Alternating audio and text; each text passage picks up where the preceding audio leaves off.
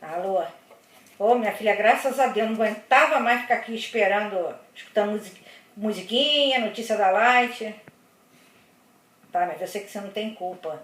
Né? Tá faltando luz aqui, tá faltando aqui em casa, tá faltando na rua toda, tá faltando na rua em frente, tá faltando na outra rua, no final da rua, tudo que eu olho daqui tá tudo no escuro.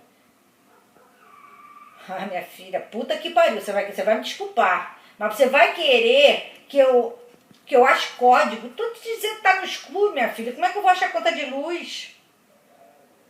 Ah, minha filha, deixa eu te avisar um negócio, eu sou velha, eu não sei a porra do caralho do meu CPF.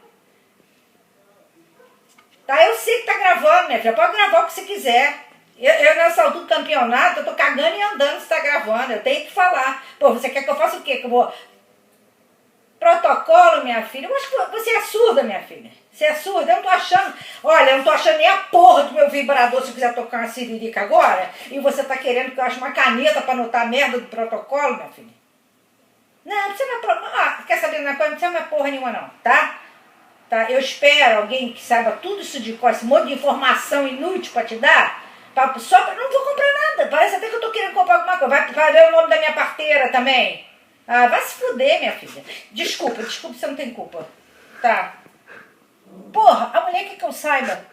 A mulher quer que eu saiba agora, porra, merda do CPF, código de telefone. Como é que eu vou saber essas porra, caralho? Ah, não aguento, eu vou te contar, hein.